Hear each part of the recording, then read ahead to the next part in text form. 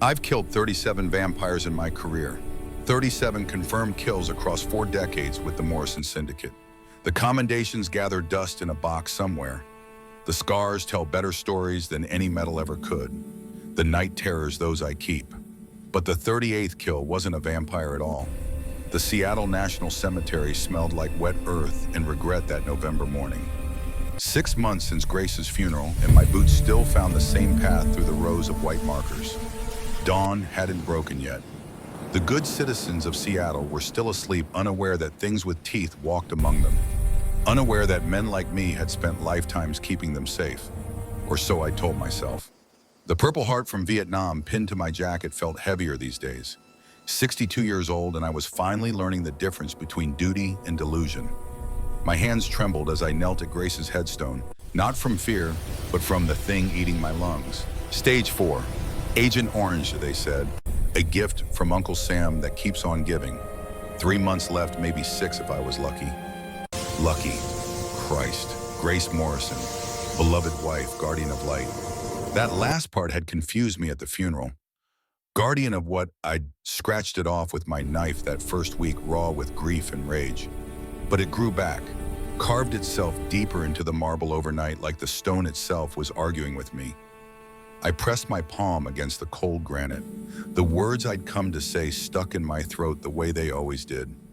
Sorry didn't cover killing your wife, even if you thought you were saving her. Even if you drove that wooden stake through her heart while she whispered your name, begging you to listen. Especially then, the warehouse, 6 months ago. Grace on her knees, that creature Nathaniel Blackwood, the vampire king himself, standing over her. Blood on his lips, her blood. I'd been tracking them for weeks, sick with the certainty that my wife had been enthralled, turned into cattle for some immortal monster's appetite. I'd burst through those doors with Marcus Chen and 12 other hunters, blessed silver rounds, loaded UV grenades ready. Grace had turned toward me, not relief on her face, terror. David, please listen. I hadn't listened. The stake had been in my hand before conscious thought. 40 years of training muscle memory, the same thrust that had ended 37 undead hearts. Except Grace wasn't undead, she was just dead. Now, because of me. My phone shattered the cemetery silence, and I nearly put my fist through the headstone. Rebecca Hayes. Rebecca Hayes, now the syndicate, had promoted her to my second in command after Grace died, after it had spent 3 months drunk and useless after the cancer diagnosis made it clear I wouldn't be leading much longer. Her voice came through, tight and professional. David, we have a situation. Your daughter is missing. The world tilted. Missing what? She ran away from my house last night. David, she took Grace's journals. The ones we confiscated from your study. Those journals were classified as syndicate property. Evidence. Grace had been documenting something before she died. Meetings with vampires' locations, some kind of research project we hadn't fully decoded. Hayes had locked them away pending full analysis. Where would she go? Silence on the other end. Then David, we tracked her phone. She's at the Blackwood mansion. Every muscle in my body locked. My 5-year-old daughter, in the lair of the thing that had corrupted her mother. The thing I'd failed to kill that night in the warehouse. I'm going to get her. Hayes' voice sharpened. Negative, this is a tactical situation now. We're initiating Operation Nightfall, full assault on the mansion 0400 hours. You're ordered to stand down, like hell I am. David, you're emotionally compromised. And you're dying. Don't make me relieve you of command. I stood bones protesting, lungs burning. My hand found the headstone one last time. Then try it. I killed the call, started walking toward my truck, then stopped. Something was wrong with Grace's grave. The stone next to hers, just a marker for the plot empty, where I'd be buried in a few months, had shifted. Moved maybe 3 inches to the left. Grass beneath it disturbed fresh, like someone had lifted it recently. I knelt again, ignoring my knees' complaints. Pushed the marker further aside. A small wooden box lay in the shallow depression, sealed with wax, old-fashioned, the kind of thing you'd see in a period drama. My name carved into the lid. David. Grace's handwriting.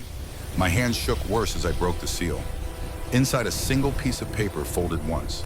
The handwriting was definitely hers. I'd know that elegant script anywhere. had watched her write grocery lists and love letters for 20 years. David, if you're reading this, I'm gone. Lily knows the truth now. She has my journals. The real ones, not the sanitized versions the syndicate will find. Trust Nathaniel. He was always my friend, never my master. The donations were willing, necessary. The real enemy is beneath Seattle, beneath everything. And you've been fighting the wrong war for 40 years. The gateway is failing. Without a covenant keeper, it collapses. When it collapses, what comes through will make vampires look like saints. I love you. I forgive you. Now forgive yourself and save our daughter. Gee, the paper trembled in my grip. Donations. Willing. Wrong war. I'd spent 6 months drowning in bourbon and hate certain I'd avenged Grace by trying to wipe out every vampire in the Pacific Northwest. Certain her death meant something because she'd been a victim, enslaved, used. What if she'd been a volunteer? What if I'd murdered my wife for being a hero? I was too blind to recognize. The sun broke over the eastern hills, spilling gold across rows of white stone. I folded the letter carefully, tucked it into my jacket. Got to my feet. The cancer sent a fresh spike of pain through my chest, getting worse daily now, and the morphine barely touched it anymore. 3 months, maybe less. Enough time to get one thing right before the darkness took me. The syndicate headquarters squatted in an industrial district south of downtown Seattle, a converted warehouse that had processed fish in the 50s and now processed information about things that shouldn't exist. The smell of old blood and gun oil never quite left despite Hayes's attempts to modernize the place. She'd hung motivational posters, upgraded the computers, brought in a coffee machine that cost more than my first car. But you couldn't wash 40 years of war out of concrete walls.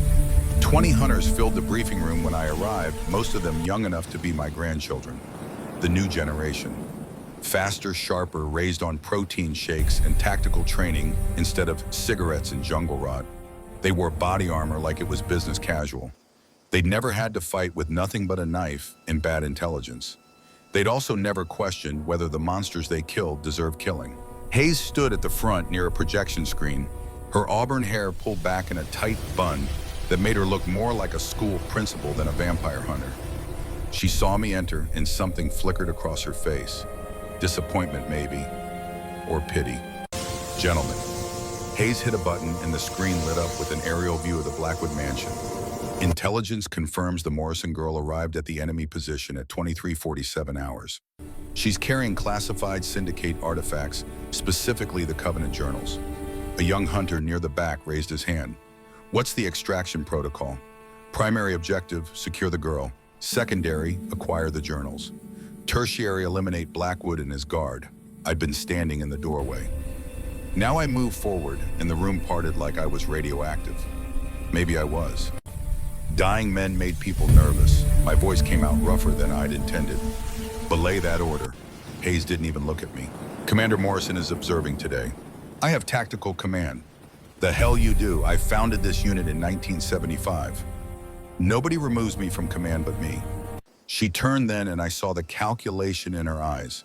Saw her weighing options, political consequences, whether I'd actually fight her in front of the troops.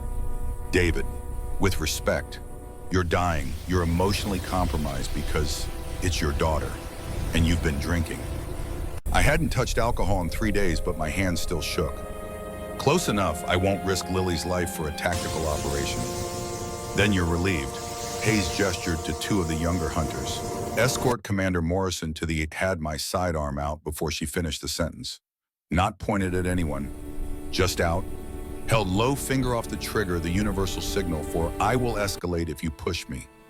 The room froze. Hayes stared at me. David, don't do this. I'm going to that mansion. I'm getting my daughter. You can help me or you can shoot me. But you're not storming that place with 50 men and UV grenades while Lily's inside. A voice from my left. Marcus Chen, 65 years old if he was a day, my spotter in Vietnam and my second in command until cancer made succession necessary. He stepped forward, slowly, hands visible. Dave, brother, put the gun away. I kept it low, not pointing, just precision. Mike Hayes is going to get my daughter killed. Hayes wants to end the vampire threat. Mike's voice stayed calm, that same tone he'd used to talk me through firefights in Kuchai. You think that's wrong? I think I killed my wife for nothing. The room went silent. Even Hayes seemed thrown. I holstered the weapon. Grace left me a letter. Said the vampires aren't the enemy. Said there's something worse. Something under Seattle that they've been protecting us from. Hayes recovered quickly. She always did. David, you're grief-stricken and dying. The vampires have manipulated. I didn't let her finish. I'm taking a Jeep. I'm taking my gear.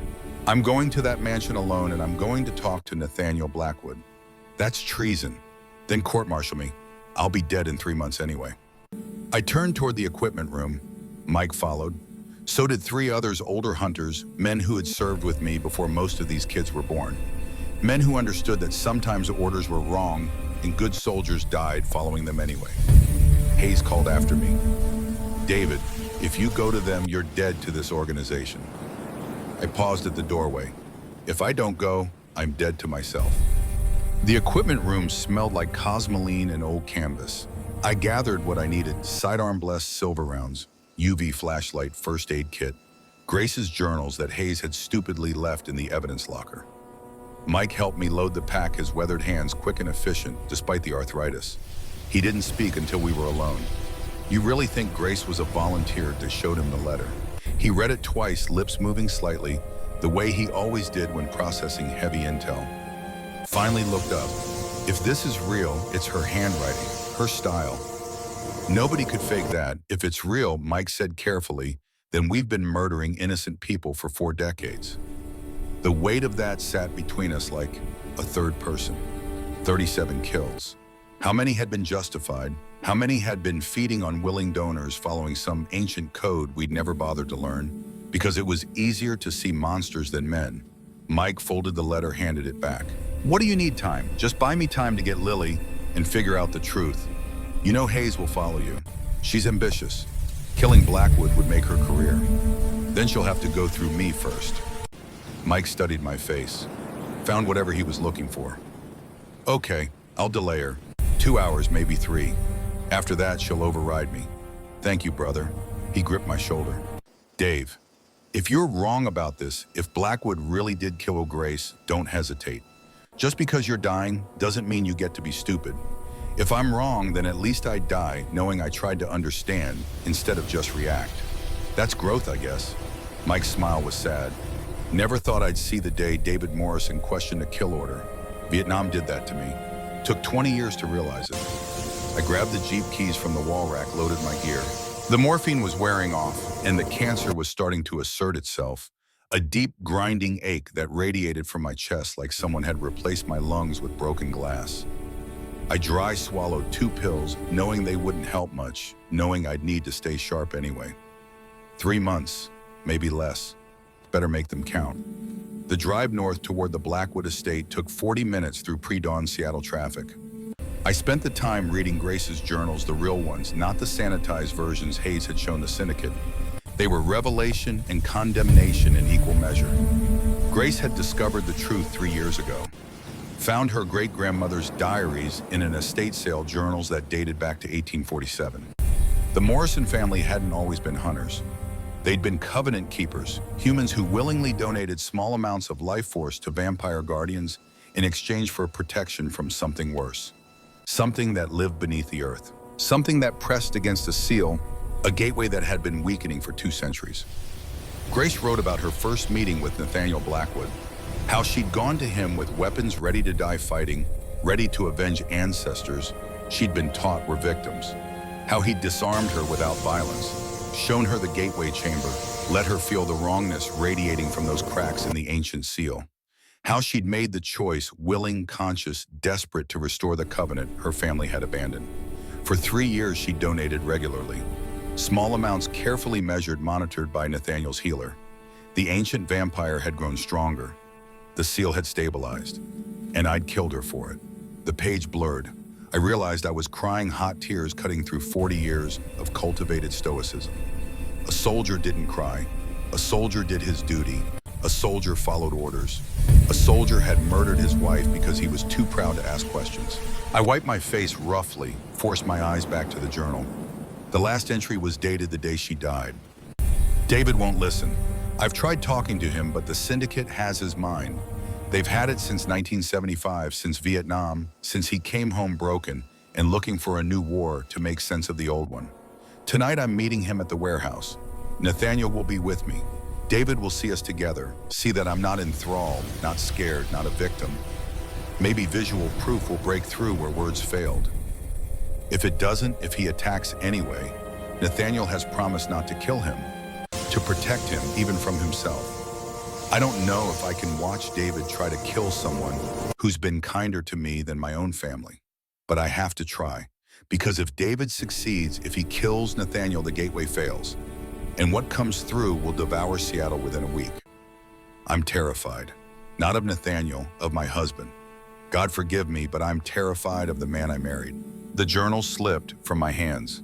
I pulled the Jeep over forehead against the steering wheel, shoulders heaving with sobs I'd kept locked down for 6 months. The cancer clawed at my lungs. The morphine made everything swim, and Grace's words echoed in my skull like artillery fire. Terrified of the man I married. I'd become the monster. The sky was lightening toward dawn when I finally pulled myself together. Drove the last 10 miles to the Blackwood estate with Grace's ghost-riding shotgun, whispering truths I should have heard while she was alive. The mansion loomed at the end of a long gravel drive, Gothic revival architecture, all spires and dark stone, the kind of place that screamed vampire even if you didn't know better. Iron gates stood open, not inviting so much as daring. I stopped the Jeep 50 yards out, killed the engine, took 3 deep breaths, checked my sidearm, chambered around, then holstered it. Whatever happened next, I wasn't shooting first. Not this time. Not ever again. I stepped out of the Jeep. The grounds were immaculate manicured lawns, ancient oaks, flower beds that shouldn't have been blooming in November but somehow were. Money and time. Nathaniel Blackwood had both in abundance. 3 figures materialized from the shadows near the entrance. Vampires. I recognized them from syndicate intelligence photos, Nathaniel's inner circle, his guards. The big one was Marcus Stone. The lean one, Vincent Cross. The quiet one in back, Kieran Ash. Marcus spoke first, his voice like gravel, grinding. David Morrison, you have nerve coming here. I raised my hands slowly, unarmed, here to talk. Vincent laughed sharp and bitter. Talk? You murdered Grace Morrison. You tried to kill our king, and now you want to talk. I deserve worse than talking. But my daughter's inside. I need to know she's safe. Kieran moved forward faster than anything human, stopping 3 feet from me.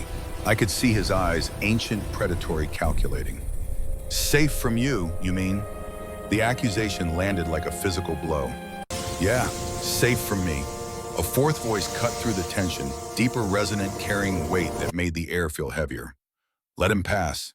Nathaniel Blackwood stepped from the mansion's entrance, and I understood immediately why they called him king. He moved like violence held in check. 6.5 feet of controlled power, dark hair, loose past his shoulders, eyes that had seen centuries and remembered every moment. Grace's blood had been on those lips 6 months ago. I dreamed about it nightly, waking in cold sweats, reaching for weapons that wouldn't change the past. Now I just stood there, an old soldier, facing down something he'd been trained to kill, knowing he probably couldn't even if he tried. Nathaniel descended the steps with liquid grace. Your daughter came to us, seeking sanctuary, David Morrison. She's under my protection now. From me. He tilted his head slightly. Should she not be? I had no answer that didn't sound like justification. So I said nothing. Nathaniel studied me the way a general studies terrain before a battle, looking for weaknesses, angles, probable outcomes. Whatever he saw made him nod slightly. Come inside, we have much to discuss. The others protested immediately. Marcus stepped forward, blocking my path. Your Majesty, this man killed Grace. He's a threat. Grace asked me to protect him. Nathaniel's voice carried no room for argument, even from himself. Honor her wish. Marcus reluctantly moved aside. Vincent kept his hand near a weapon I couldn't see. Kieran simply watched silent, probably faster than the other 2 combined. I followed Nathaniel through doors that should have been locked into an entrance hall that belonged in a museum. Marble floors, crystal chandeliers, portraits on the walls, some recent, most ancient, all showing the same ageless face at different periods in history. Nathaniel in Civil War uniform. Nathaniel in Victorian formal wear. Nathaniel in what looked like Revolutionary War garb. How old are you? 846 years. Give or take a decade. The number should have been impossible. Was impossible.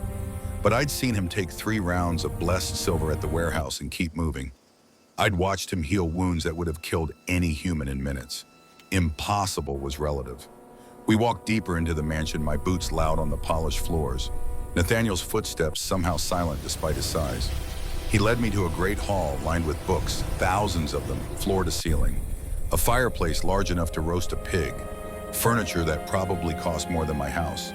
And Lily, my daughter, sat curled in an oversized leather chair, drowning in a sweater too big for her, clutching a pink backpack to her chest like a shield. When she saw me, her eyes went wide. Not relief, fear. That hurt worse than the cancer. "Daddy, hey little bear!" My voice cracked on the nickname. I knelt slowly, hands visible, making myself small and unthreatening. "I'm not here to hurt anyone. Just wanted to make sure you're okay." She studied me the way she'd learned to study the world after her mother died. Cautious, analytical, looking for danger. "You're not mad, baby, no. I'm terrified, actually. Terrified she'd learned to fear her own father. Terrified I'd lose her the way I'd lost Grace. Terrified I'd die in 3 months with nothing but regrets between us. I'm sorry for scaring you, for everything." Lily's grip on the backpack loosened slightly. "Mr. Blackwood says you were confused, that you didn't mean to hurt Mommy." I glanced up at Nathaniel, who stood near the fireplace watching this scene with an expression I couldn't read. He'd been kinder to my daughter in 1 night than I'd been in 6 months. I was very confused. I thought I was helping, but I was wrong. Lily bit her lip. "The relic is glowing, Daddy. Mommy's book says that means I'm the new keeper." "The new what?" Nathaniel answered, his voice gentle. "The covenant keeper, the human who maintains the bond between guardians and the gateway we protect." Grace held that role. Now the relic, the artifact in your daughter's backpack, recognizes Lily as the inheritor. She's 5 years old. I'm aware. Nathaniel's tone hardened slightly. "Which is why we need to discuss alternatives before events force our hand." "What events?" An explosion shook the mansion's foundation. Chandeliers swayed. Books tumbled from shelves. Lily shrieked and I lunged for her on instinct, pulling her close as dust rained from the ceiling. Nathaniel moved to the window in a blur. Spoke one word flat and resigned. "Hayes." I joined him. Lily still clutched to my chest. Through the glass I saw what I'd feared: syndicate vehicles pouring through the gates. At least 30, maybe 40. UV floodlights mounted on every roof, bright enough to turn night into hostile noon. Hunters pouring out in tactical formation, blessed silver weapons raised, moving like they'd rehearsed this assault 100 times. Because they had. Operation Nightfall. Hayes had just moved up the timeline. I pulled out my phone, hit Hayes' number. She answered on the first ring, smug satisfaction bleeding through the speaker.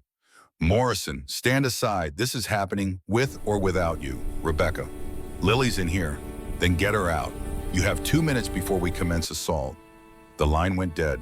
Nathaniel turned from the window, and for the first time since I'd arrived, I saw something human in his expression. Weariness. The kind that comes from fighting the same battle too many times. "Your people are here to kill me. They're not my people. Not anymore." "Then whose are they?" I looked at Lily, still shaking in my arms. Then at Nathaniel, who'd protected her when I'd failed. Then at the window where men I'd trained were preparing to destroy something they didn't understand. 40 years of training said to fight with the syndicate, to stand with humanity, to protect the weak from predators. But Grace's letter burned in my pocket, and my daughter looked at me with eyes that begged me not to be the monster she feared. Sometimes good soldiers followed bad orders. Sometimes they died for lies they'd believed too long. And sometimes, rarely painfully, they chose truth over tribe. I set Lily down gently, looked at Nathaniel. "Tell me what you need me to do." The ancient vampire's eyebrows rose slightly. "You'd fight your own people for us, not for you." I chambered around in my sidearm, checked the magazine. "For the truth, whatever that costs. It may cost your life, already bought and paid for. Cancer, remember, I've got 3 months. Rather spend them being right than wrong." Nathaniel studied me for a long moment, then nodded once sharp and military. "Marcus, Vincent, Gabriel, Kieran, we have an ally. defensive positions. The Vampire King's voice carried through the mansion like a command through stone. No lethal force unless absolutely necessary. These are frightened humans, not enemies. The guards materialized from shadows, moving with coordinated precision that spoke to centuries of practice. Marcus took the east wing, Vincent the west. Gabriel, younger looking, probably the healer, set up a medical station in the Great Hall. Kieran simply vanished scouting, probably faster than I could track. Nathaniel gestured toward a weapons cabinet. Silver rounds won't kill us, but they hurt like hell and slow us down. UV lights will confine us to shadows. What's your assessment? I moved to the window soldier's eye, evaluating the assault formation.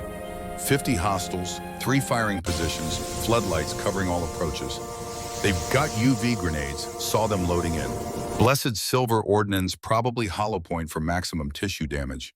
Hayes is smart. She's planned for vampire physiology. Can they breach the mansion eventually? You've got wards or something that'll slow them, but nothing stops 50 determined hunters with modern equipment. So we're under siege. You're under siege. I'm about to commit treason. Nathaniel's expression shifted, something that might have been respect. Grace chose well. I didn't deserve that. But maybe in the time I had left, I could earn it. Outside, Hayes' voice boomed through a megaphone. Blackwood, release Morrison and his daughter. You have 2 minutes to comply. Nathaniel looked at me. Your call. I checked my weapon one more time. Thought about Grace, about Lily, about 40 years of fighting the wrong war, about 3 months left to die for something that mattered. When I spoke, my voice was steady. Tell your people to fall back to defensible positions. I'll handle the first wave. You'll what? I smiled grim, probably insane, definitely dying. I trained half those hunters out there. I know their tactics, their weaknesses, how they think, and they won't shoot me. Not immediately. Nathaniel's ancient eyes narrowed. You're using yourself as a shield. I'm using myself as a bridge. There's a difference. The explosion that followed shook dust from rafters. Hayes was done waiting. I moved toward the door. Nathaniel caught my arm, his grip iron strong but somehow gentle. Why betray everything you believed for us, not for you? I pulled free, checked the chamber one more time. For my daughter, so she doesn't grow up fearing her father was a monster. What if you are one? Then I've got 3 months to become something else. I stepped into the entry hall. Smoke was already seeping under the door. The assault was beginning. Lily called after me. Daddy, don't go, but Nathaniel held her back, whispering something I couldn't hear. The front doors burst inward on a wave of UV light and blessed fury. I stood in the center of the entrance hall, weapon drawn, but pointed at the floor as 50 syndicate hunters poured through smoke and chaos. Hayes led the charge, UV rifle raised, tactical vest loaded with enough silver to kill a dozen vampires. She stopped when she saw me. The hunters behind her stopped too, confused weapons tracking, but not firing. David, step aside. I held my ground. No, you're protecting them. Hayes' voice was disbelief wrapped in contempt. After what they did to Grace, they didn't do anything to Grace. The truth settled in my chest like armor. I killed my wife, and I've spent 6 months killing innocents because I couldn't face that fact. You're insane. Dying and insane. Probably. But I'm also right. I pulled Grace's letter from my pocket, held it up. She left me this. Explained everything. The covenant, the gateway, what they're really protecting. Hayes didn't lower her weapon. Vampires manipulate, they lie. Grace didn't lie, I did. To myself for 40 years. I gestured behind me toward where Nathaniel stood in shadow. Lily protected behind him. You want to kill him? You go through me first. The hunters shifted, uncertain. Some lowered weapons slightly. These were good men mostly. They'd followed orders, believed what they'd been taught, but they'd also served with me long enough to know I didn't bluff. Hayes made her decision. All units live rounds. Fire on Morrison if he resists. Nobody moved. That's an order. A grizzled hunter near the back. Tom Rodriguez, 61, served in Desert Storm, lowered his rifle completely. Ma'am, I'm not shooting Dave Morrison. Others followed. One by one, weapons lowering. Not surrender, refusal. Hayes' face went crimson. This is mutiny. This is good soldiers knowing a bad order. I kept my weapon down. Rebecca, I'm dying. 3 months, the cancer's already in my brain, my bones. I've got nothing to lose and everything to make right. So here's what's going to happen. You're going to stand down. We're going to talk. And if you still want to kill Blackwood after hearing the truth, you can do it over my corpse. A voice from outside Mike Chen on the radio net. All units cease fire. Morrison has tactical command. Stand down and await further orders. Hayes spun toward the door. Chen, you're relieved. The hell I am. Mike's voice was steel wrapped in gravel. I'm invoking Code Sierra. Commander Morrison is authorized for independent action during existential threats. You don't like it, court-martial both of us. Code Sierra, emergency protocol established after Vietnam, when we'd learned that sometimes headquarters was wrong and field commanders needed autonomy to make calls that saved lives. I'd written the damn thing myself in 1970. Never thought I'd be using it against my own people. The mansion fell silent except for the hum of UV lights and the ragged breathing of 50 armed humans facing something they didn't understand.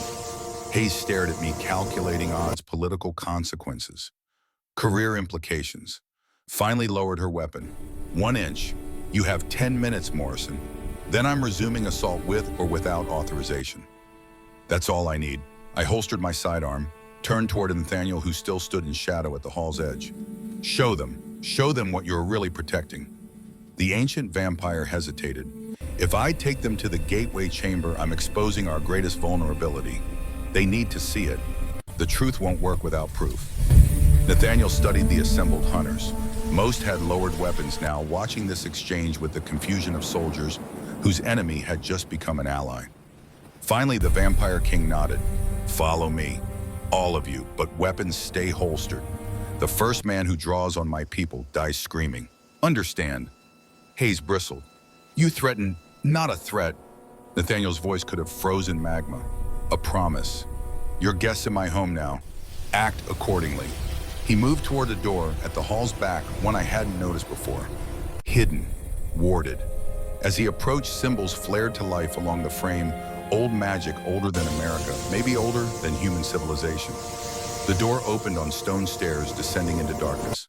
Nathaniel looked back at me. Last chance to reconsider David Morrison. What's below changes everything. That's what I'm counting on. I followed him down into the earth beneath Seattle, into chambers that predated the city by millennia, toward a truth that would either save my daughter or doom us all. Behind me, 50 hunters descended into the dark. And somewhere even deeper, something ancient and hungry felt us coming. The stairs descended for what felt like miles, though my soldiers' count put it closer to 300 feet. Stone walls pressed in from both sides, carved with symbols that hurt to look at, directly geometric patterns that seemed to shift when caught in peripheral vision. The UV lights the hunters carried made the carvings writhe like living things. Lily walked between Nathaniel and me, her small hand gripping mine with a strength that belied her 5 years. She wasn't scared. That worried me more than if she'd been screaming. Hayes kept close to my 6-weapon holstered, but hand never far from it. Around us, 50 hunters descended in tactical silence, their training overriding their confusion. Good soldiers followed orders even when those orders made no sense. I'd built this unit on that principle. Now I was tearing it apart. The air grew colder as we descended, damper. Something that tasted like copper and ozone crawled down my throat with each breath. The cancer in my lungs protested, sending spikes of agony through my chest that the morphine barely dulled. I coughed, wet, rattling flecks of blood on my hand when I pulled it away. Lily looked up at me, worried. Daddy, I'm okay, little bear. Nathaniel glanced back. No, you're not. The vampire was right. I wasn't okay. I was dying faster than the doctors had predicted. The descent was accelerating my decline, not the physical exertion, but something else. Something in the air down here pressing against my failing body like a weight trying to crush me. We emerged into a chamber that stole my breath despite the pain. Vast didn't cover it. The space stretched into darkness beyond the reach of our lights, a cavern that had been carved or grown or willed into existence by something with patience measured in geological epochs. The ceiling disappeared into shadow. The walls were lined with more of those painful symbols, thousands of them, forming patterns and narratives that I couldn't begin to decode. But the floor was what mattered. A circle dominated the chamber's center, maybe 50 feet across, carved into bedrock, that predated Seattle by millennia. Symbols lined its perimeter, glowing faintly with blue-white light that pulsed like a heartbeat. At the circle's exact center, a depression, and within that depression, cracks. Dark cracks. Bleeding shadow. The hunters spread out automatically, securing the perimeter weapons, tracking potential threats that didn't exist. Hayes moved beside me, and for once, her professional mask slipped. What the hell is that? Nathaniel walked to the circle's edge, stopped precisely at the symbol line. This is what I've guarded for 800 years, what the Morrison family swore to protect 2,000 years ago, what your syndicate has spent 40 years trying to destroy without understanding. It's a seal. My voice came out hollow, echoing strangely in the vast space, containing something, not something. Nathaniel's ancient eyes reflected the blue glow. Somethings, plural, an entire dimension of entities that exist only to consume life, to feed on consciousness, warmth, complexity, order. They are entropy given form and hunger. Void spawn. The word came from Grace's journals, from passages I'd skimmed and dismissed as metaphor. They're real as I am, more real in some ways. Nathaniel gestured toward the cracks. That seal was perfect once, absolute, but it requires maintenance. Power fed into it regularly by a covenant keeper, a human who bonds with the guardian vampires, who channels life force through that bond to reinforce the magic. And Grace was, your wife volunteered 3 years ago. Nathaniel's voice carried grief that 8 centuries hadn't dulled. She discovered the truth about her family's history, came to me ready to kill or die, found something worth living for instead. For 3 years, she kept this seal strong, until I murdered her. The chamber absorbed my words, gave nothing back. 50 hunters stood frozen, processing impossible information, trying to reconcile decades of training with evidence their eyes couldn't deny. Hayes recovered first. She always did. So you're saying what exactly? That we've been fighting the wrong enemy, that vampires are heroes and we're villains. I'm saying you've been fighting symptoms while ignoring the disease. Nathaniel moved closer to the seal, careful not to cross the symbol line. Without a covenant keeper, I've been maintaining this seal with my own power alone. It's not sustainable. I'm burning out, and when I fail, Seattle dies first. Then the West Coast, then the continent. The void doesn't stop consuming until nothing remains. Tom Rodriguez spoke up, his voice tight. How long? Nathaniel's pause was answer enough. Even without seeing his face, I knew. Days, maybe a week, 72 hours, the vampire said finally. After that, the cracks widened beyond my ability to contain. Void spawn leaked through in numbers I can't fight alone. Hayes' tactical mind was already working. Then we evacuate Seattle, get civilians out of the blast radius. There is no blast radius. Nathaniel turned, and the blue glow caught his face, made him look more ancient than ever. The void spreads like infection, like cancer. His eyes flicked to me briefly, apologetic. It consumes everything it touches, and what it consumes becomes more void. Exponential growth. Seattle falls in days, North America in weeks, the world in months. Silence. The kind that follows when soldiers realize the war they thought they were fighting was just a skirmish, and the real battle was something they couldn't shoot. Mike Chen's voice crackled over the radio net. Dave, you've seen this. Yeah, Mike, I'm seeing it. Is it real? Please tell me this is some kind of trick. I knelt, ran my hand close to one of the cracks. Not touching, just feeling. Cold radiated from the opening. Not temperature cold, existence cold. The absence of warmth in a way that made my bones ache. It's real.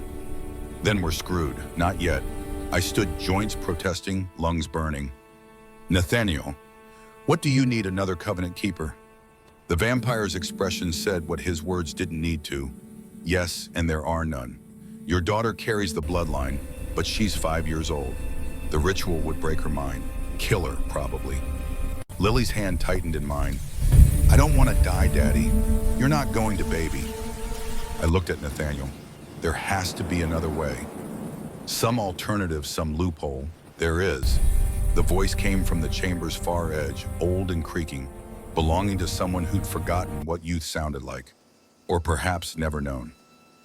Every weapon in the chamber tracked toward the sound. A figure emerged from shadow, elderly, white-bearded, bent with age, that was somehow both authentic and performance. His eyes, though, His eyes were wrong, too gold, too aware, too much like Nathaniel's. The Vampire King actually stumbled backward, Master Elias. The old man vampire, clearly despite the aged appearance, smiled. Hello, young one. It's been a while. 3 centuries. Nathaniel's voice carried shock I'd never heard before. We thought you'd transcended, passed beyond. I've been waiting. Elias Thorne moved with surprising speed for someone who looked 90, crossing the chamber in smooth strides. Waiting for this moment, this choice, this man. He stopped in front of me, studied my face with clinical interest. David Morrison, killer, soldier, father, dying man. You've made quite a mess of things. I don't need a vampire to tell me that. No, you need a vampire to offer you redemption. Elias gestured toward the seal. The covenant traditionally requires a Morrison woman, female bloodline specific magical resonance. But there's an older version, a contingency, male Morrison serving as temporary keeper. Temporary meaning what? Meaning it will kill you. Elias's bluntness was almost refreshing. The male bloodline can sustain the bond, but not indefinitely. You'd have perhaps a year, maybe less given your cancer. I have 3 months anyway, so I'd get 9 extra. No, Elias's eyes narrowed. You'd get 3. The covenant would accelerate your decline, burn you from the inside as you channel power into the seal. But those 3 months would be enough. Long enough for your daughter to grow to understand, to choose whether to inherit the burden when she's ready. Lily pulled at my hand. Daddy, no, I don't want you to die faster. Everyone dies, little bear. I knelt so I could meet her eyes. I'm dying anyway. This way I die, meaning something, making sure you get to grow up safe, get to be a kid, get to choose your own path when you're old enough. But I need you, I know. The grief in my chest had nothing to do with cancer, but you need a future more, and I'm going to give you one. Hayes stepped forward. Morrison, you can't seriously be considering this. Binding yourself to vampires, giving them power. I'm giving the world a chance. I stood, looked at the assembled hunters. All of you saw what's down here. That seal fails, and we all die. Our families, everyone. So yeah, I'm considering it. I'm doing it. The chamber erupted in protest, voices overlapping, arguing, some hunters backing away like I'd grown fangs myself. Only Mike Chen stayed silent, watching me with the expression of someone who'd already said his goodbyes. Nathaniel moved beside me. David, you understand what you're offering. The pain will be extraordinary. You'll feel every void spawn that tests the seal, every crack that wants to spread, every moment of pressure from the other side. It's agony without respite. I was in Vietnam. I understand pain. This is different. The ancient vampire's voice dropped low, meant only for me. This is spiritual agony, existential. Your soul pressed against something that wants to devour it. Grace called it beautiful and terrible in equal measure. Then I'll learn to appreciate the beauty. Elias coughed, unnecessary for a vampire, just habit from a mortal life, centuries dead. If we're doing this, we need to begin. The seal won't hold much longer. Wait, Hayes moved between me and Elias. Commander Morrison, I'm ordering you to stand down. This is clearly a trap, Rebecca. I met her eyes, saw the fear beneath her command mask. I know you're scared. Hell, I'm terrified. But look around, that seal's breaking. Those cracks are spreading. We don't have time for skepticism. You're dying, compromised. I'm clear-headed for the first time in 40 years. I pulled Grace's letter from my pocket one more time, held it up. My wife died protecting this. I'm going to honor that. You can help me or you can shoot me. But either way, I'm doing this. Hayes stared at the letter, at me, at the cracked seal, bleeding shadow. Her hand moved toward her sidearm. Mike Chen's voice, quiet but firm. Rebecca, don't. She froze.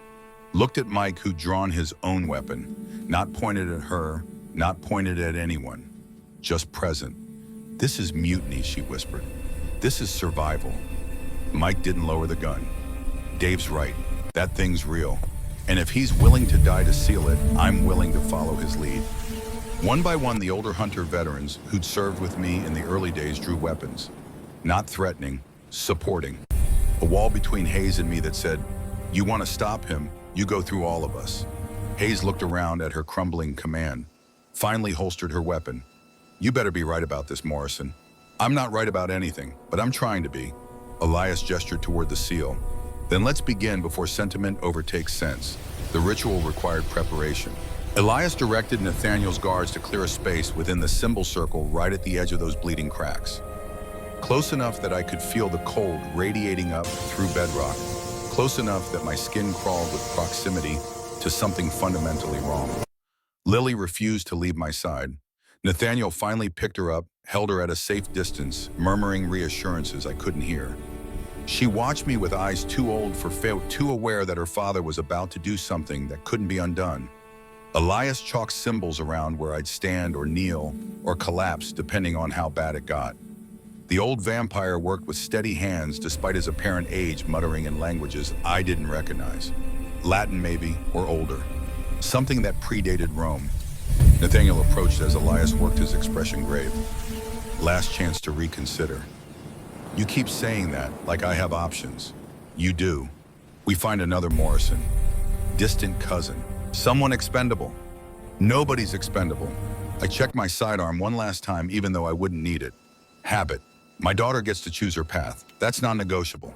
Even if your path is 3 months of agony, especially then. Because she'll remember her father chose suffering over forcing a child to carry adult burdens. That's the man I want to be when I die. Nathaniel studied me with ancient eyes. Grace loved you, you know, especially after you killed Hera. She understood that soldiers sometimes destroy what they're trying to protect. Did she forgive me? She forgave you before you ever asked. The vampire's voice carried centuries of grief. I haven't. But I'm trying. That's all any of us can do. Elias finished the symbol, stepped back. It's ready. David Morrison, are you prepared? No. But let's do it anyway. I moved to the circle's center, knelt on stone that had been old when Christ was young. The cracks were right there, inches away. Bleeding darkness that moved with malevolent intelligence. Something on the other side felt me. Recognized prey. Hunger pressed against my mind like hands around my throat. Elias began chanting. Nathaniel cut his palm with a silver knife, let blood pool in his hand. Ancient blood, power made liquid. He knelt across from me, extended his bleeding hand. By blood the bond, by will the burden, by sacrifice the seal. I cut my own palm. The morphine made it distant, manageable. Gripped Nathaniel's hand.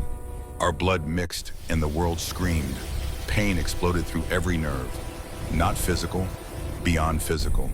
The gateway's weight crashed into me like artillery fire, like napalm, like every wound I'd ever taken in Vietnam condensed into a single moment of absolute agony. I felt the seal's cracks as fissures in my own body, felt void spawn pressing against barriers, testing for weakness, eager to feed, felt 800 years of Nathaniel's memories flooding through the bond battles. Deaths, the desperate loneliness of immortality, spent guarding a door that nobody thanked you for keeping closed. Felt grace, her donations, her kindness, her certainty that this mattered more than fear or prejudice or the syndicate's blind crusade. Felt the moment she died, not from my perspective, but from Nathaniel's. Watching helplessly as I drove a stake through the woman he'd called friend. Unable to stop me, unable to save her, unable to hate me because she'd made him promise. I screamed, couldn't help it. The agony transcended anything morphine could touch. My body convulsed, blood running from nose and ears, every cell in my body rejecting this bond, while simultaneously accepting it. Somewhere distant, Lily cried out, "Daddy." The symbols around me flared blue-white, bright enough to illuminate the entire chamber. Power channeled through me, not mine, not Nathaniel's, but something older. The covenant itself, magic that predated human civilization, reawakening after years dormant. The seal responded. Cracks began to close. Slowly, grudgingly, like wounds reluctantly healing. The darkness bleeding through recoiled, screaming soundlessly as its avenue into reality narrowed. And I felt every second of it. The void entities knew me now. Recognized the covenant keeper. They pressed harder, testing my resolve, searching for weakness. Whispers filled my mind, not words but concepts. Hunger, inevitability, the promise that everything decays, everything falls, everything ends in entropic dissolution. They weren't wrong, but I had 3 months to prove they could be patient.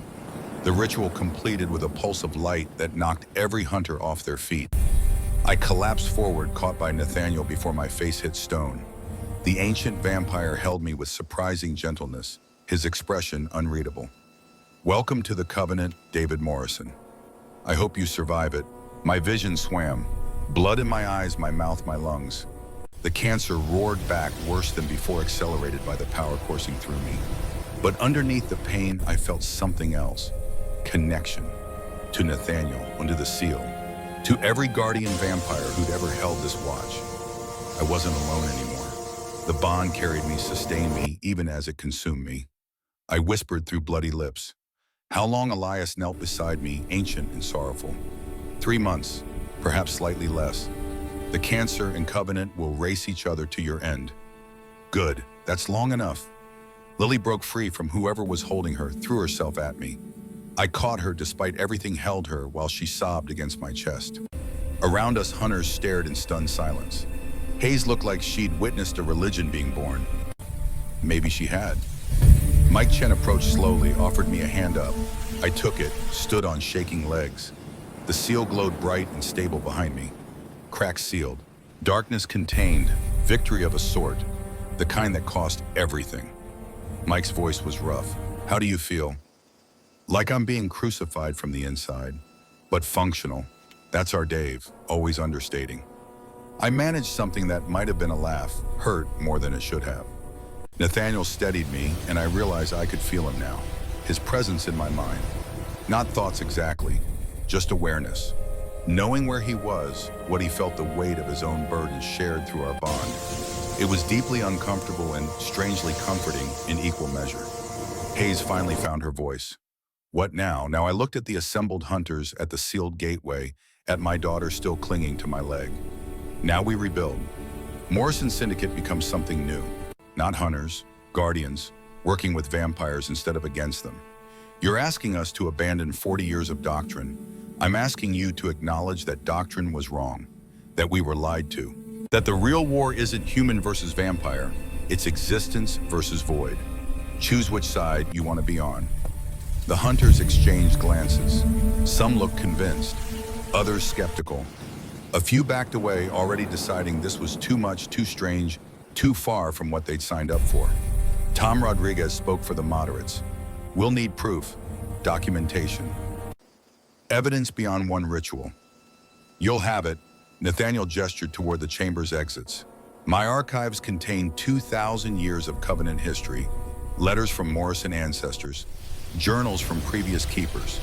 The truth is there for anyone willing to read it. Hayes crossed her arms.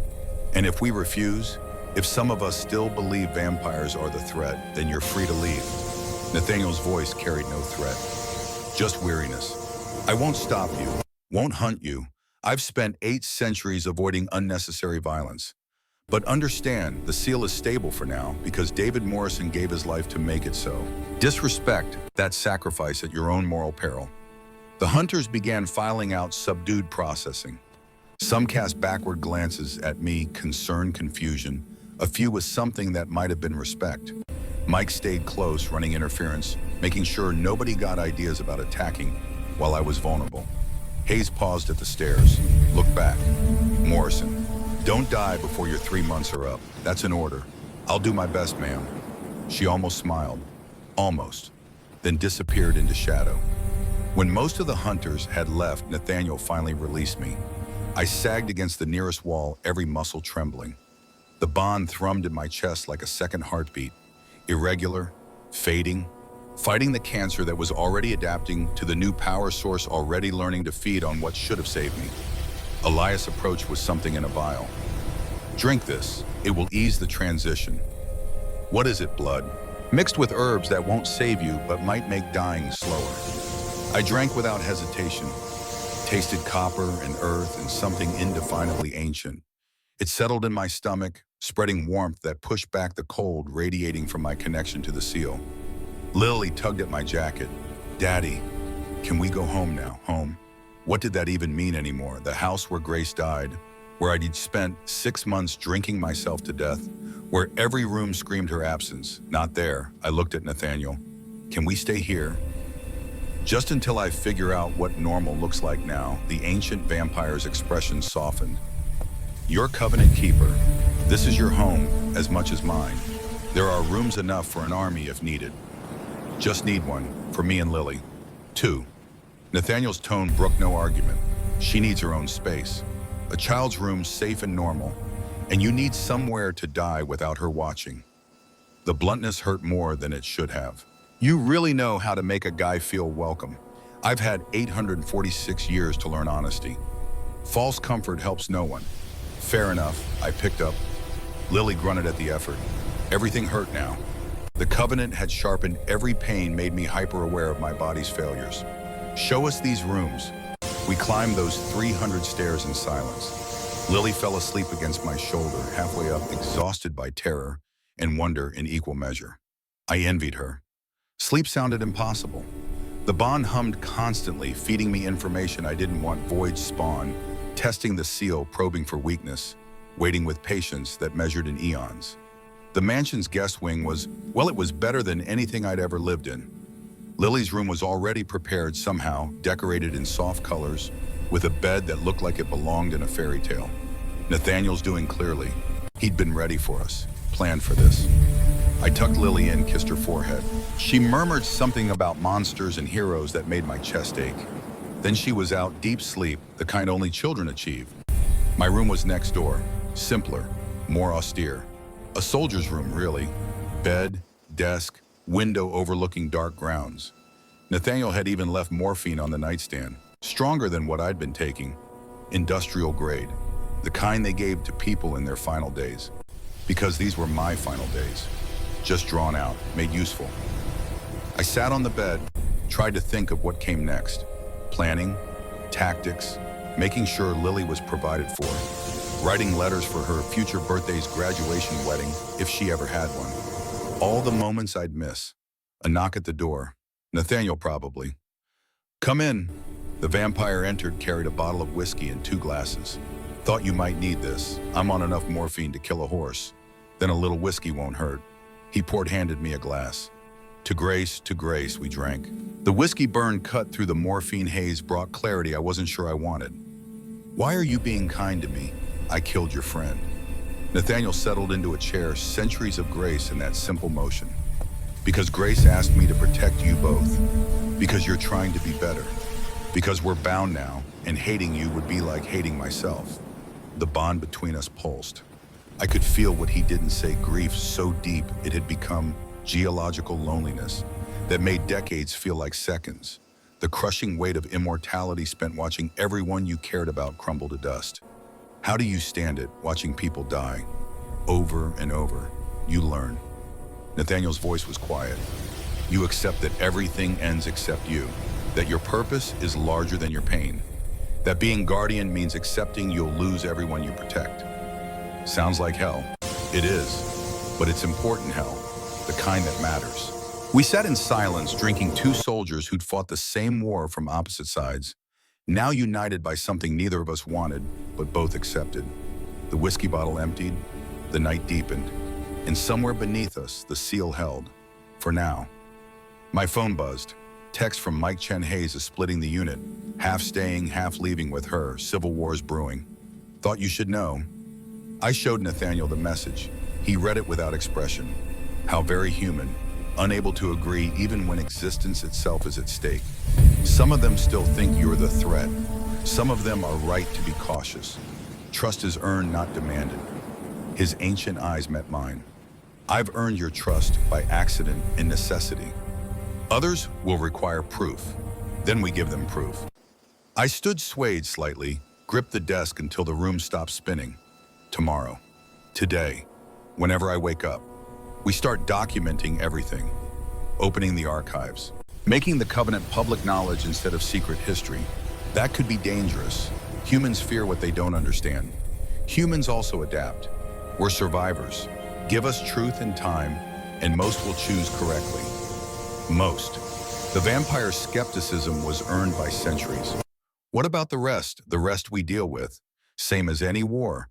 I finished my whiskey, felt at war with the morphine and cancer and covenant power all burning through my system. But preferably without killing them. I've done enough killing. Nathaniel stood moved toward the door. David, the covenant will get worse before it stabilizes. The first weeks are agony as your body adjusts. Grace nearly died from the initial bonding. I'm already dying. What's a little more suffering? He paused at the threshold. Grace said something similar. Try not to follow her example entirely. I'll do my best. When he left, I collapsed on the bed fully clothed, closed my eyes. Felt the covenant thrumming through me, felt void spawn, testing the seal, felt Nathaniel's presence like a ghost in my mind. Felt Grace. Not truly, not her voice or his consciousness, just memory sharpened by the bond showing me what she'd experienced. The wonder of connecting to something ancient and important. The terror of knowing it would consume her eventually. The certainty that it mattered anyway. She'd been braver than me, always had been. I pulled out my phone, started recording a video message for Lily, for when she was older, when she'd understand why her father chose this. Hey, little bear. My voice was hoarse, exhausted. If you're watching this, I'm probably gone, and you're wondering why I did something so stupid. I paused, gathering thoughts that scattered like smoke. The morphine wasn't helping. I did it because you deserved a choice. Because forcing a 5-year-old to save the world isn't right, isn't fair, isn't something a father should allow. So I bought you time. 13 years if we're lucky.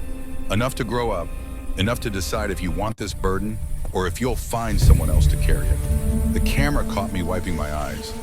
When had I started crying your mom was a hero? Not the kind with capes and fanfare. The quiet kind. The kind that sacrifices in shadow so others can live in light. I spent 6 months hating her for that. For being braver than me. For seeing truth I was too blind to recognize. Don't be like me, baby. Be like her. See clearly. Choose consciously. And if you decide the covenant isn't for you, that's okay. I'll be proud either way. I love you. Always. I ended the recording, saved it, created a folder labeled For Lily, and started another video, and another. Birthday messages stretching into a future I wouldn't see. Advice for problems I wouldn't be there to solve. Apologies for all the ways I'd fail her in the time I had left. By the time I finished, dawn was breaking. The covenant had settled into a low throb instead of constant agony. Manageable. Barely. My phone buzzed again.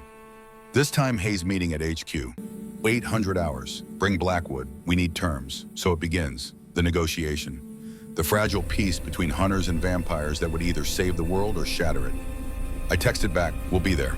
Then collapsed into sleep that came with nightmares of cracks spreading and darkness bleeding through, and something vast and hungry whispering my name from the other side of existence. When I woke, Lily was curled beside me, somehow having migrated from her room to mine in the night. She looked peaceful, safe. I'd given her 13 years of safety, worth every moment of the agony to come. The Morrison Syndicate headquarters felt different in daylight. Less like a war bunker, more like what it was, a converted warehouse filled with scared humans trying to understand a threat they couldn't shoot. Half the parking lot was empty. Hayes' schism had already begun. The loyalists who'd left with her, the pragmatists who'd stayed with Mike. Civil war, as Nathaniel had predicted. We arrived in Nathaniel's car, an incongruously normal SUV that somehow made the ancient vampire seem more alien, not less. Modern technology in the hands of something that predated electricity. Lily sat in back, clutching the pink backpack that contained the relic, her talisman, and burden both. Mike met us at the entrance. Dave. His expression was grim. Fair warning, it's ugly in there. How ugly. Half the room wants Blackwood dead. The other half wants you court-martialed. His eyes flicked to Lily. Maybe she should stay outside. She stays with me. I'd lost too much already. Wasn't losing her to fear and protocol. Your call. We entered the briefing room to hostile silence. 20 hunters remained, the ones who'd seen the gateway, who'd watched the ritual, who hadn't immediately fled to Hayes' splinter faction. They sat in rigid attention, weapons visible but not drawn, a compromise between cooperation and paranoia. Nathaniel moved with measured calm, taking a position at the room's front like he'd briefed tactical teams 1,000 times. Probably had. Civil War, both world wars, Vietnam. The ancient vampire had seen more military operations than anyone alive.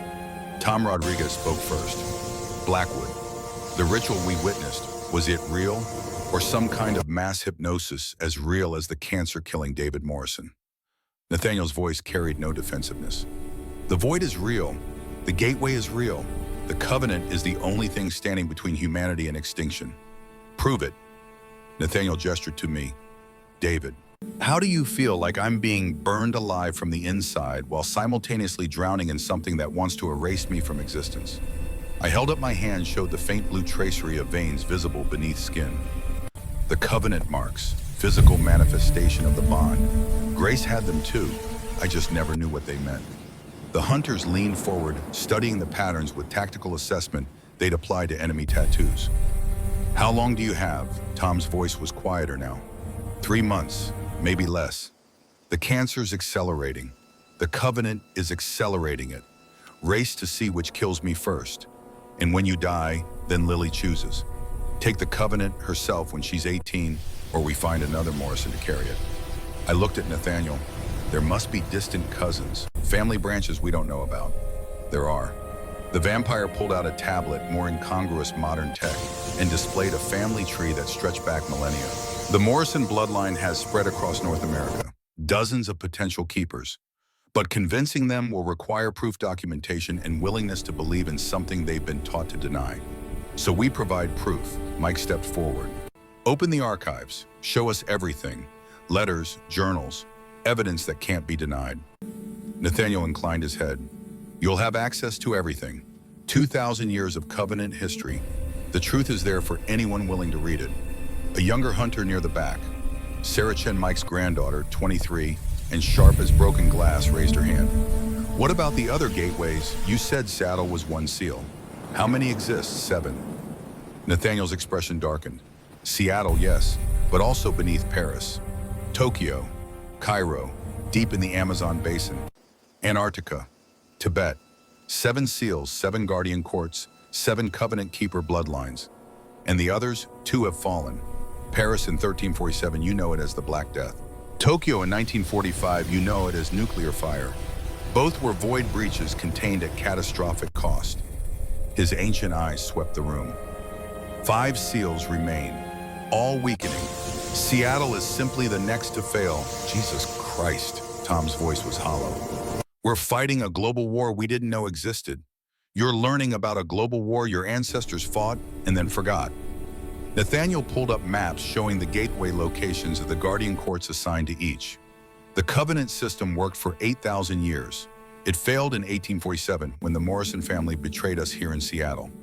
Other betrayals followed Paris, Tokyo, each collapsed rippling outward, making the remaining seals work harder. Why didn't you tell us? Sarah's question carried accusation. Why let humans think you were monsters? Because whenever we told the truth, humans killed us for it. Nathaniel's voice was tired, ancient. We tried diplomacy in Paris. They burned us. We tried openness in Tokyo. They hunted us. After 8 centuries of watching humans destroy what they don't understand, I learned that secrecy was survival. So you're cowards. Hayes' voice cut through the room like a blade. She stood in the doorway, 10 hunters behind her. Armed, dangerous. The room exploded into motion. Weapons drawn on both sides. Nathaniel didn't move, just regarded Hayes with the patience of mountains watching weather. I stepped between them, hands raised. Everyone stand down. Now. Morrison. Hayes' lip curled. You're bound to them now, a thrall. Why should we listen? Because I'm the only thing keeping that seal closed. I gestured toward the floor, toward the gateway far beneath. You want to test whether I'm compromised? Pull me out. See what happens when the covenant breaks. She hesitated. You won't do it, because you saw what's down there. You felt it.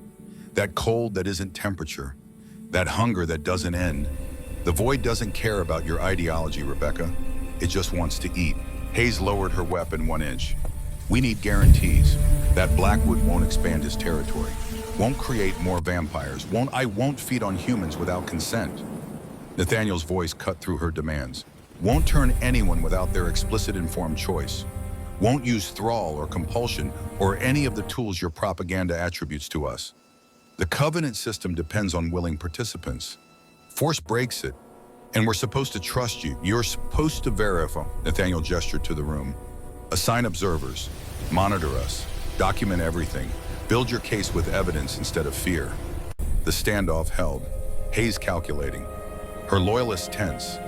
The room balanced on a knife edge between peace and bloodshed.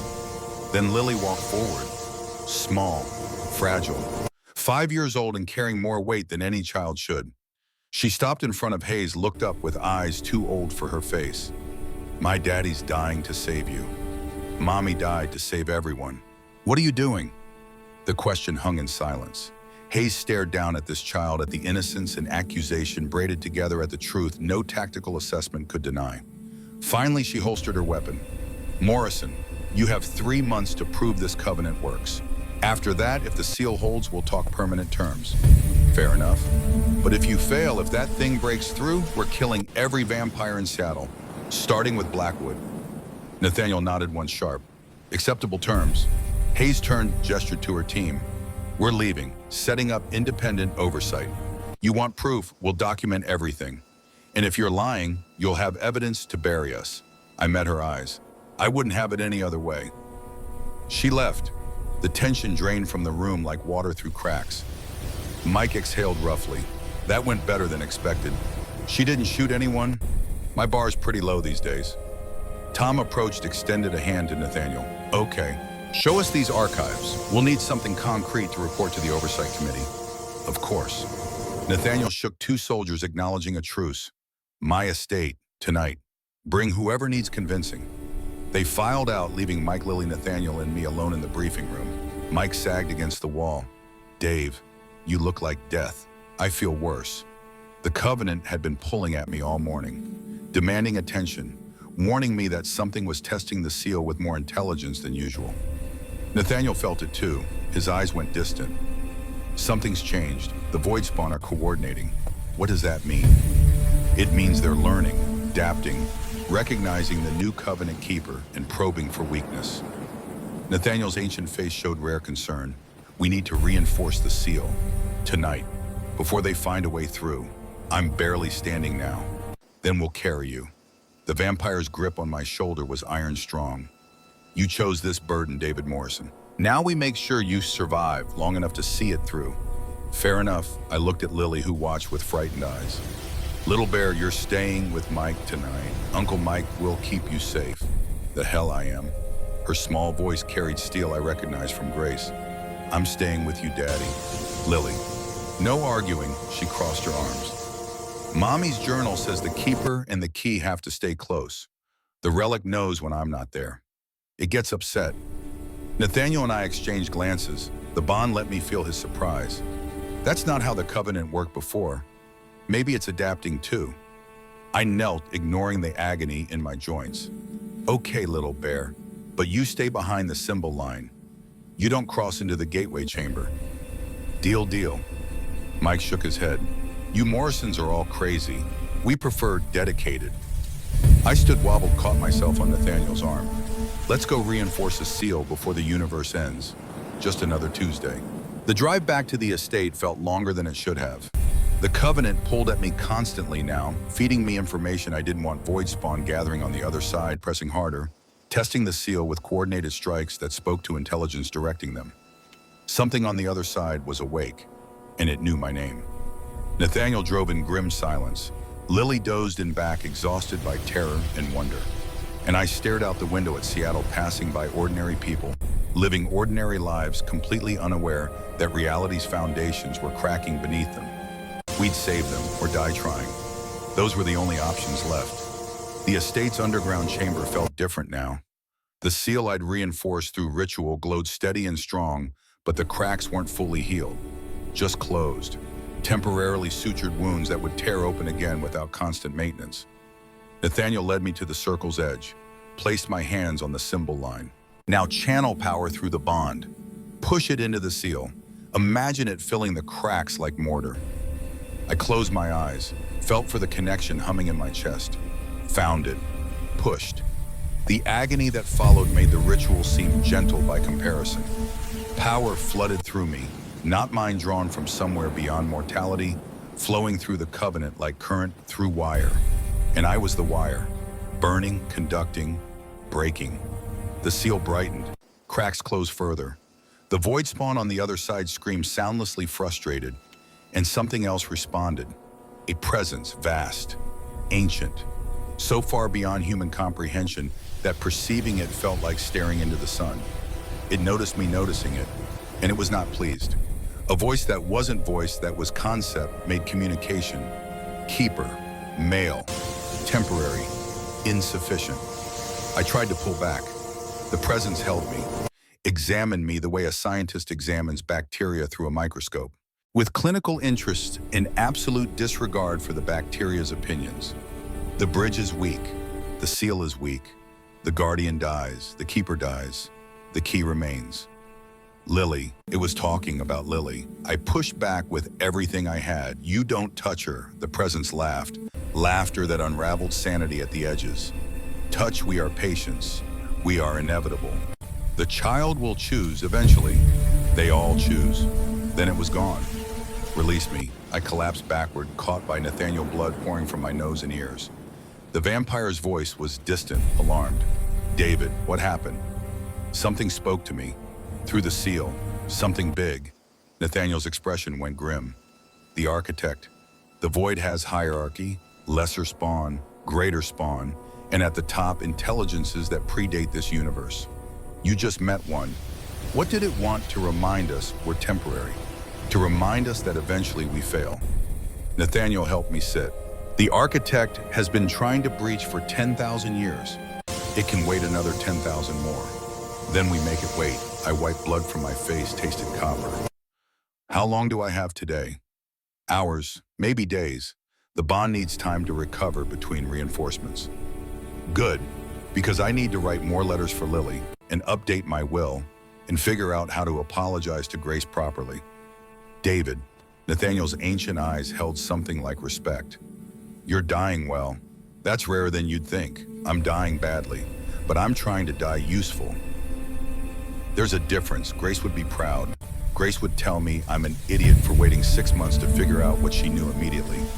But yeah, hopefully she's proud anyway.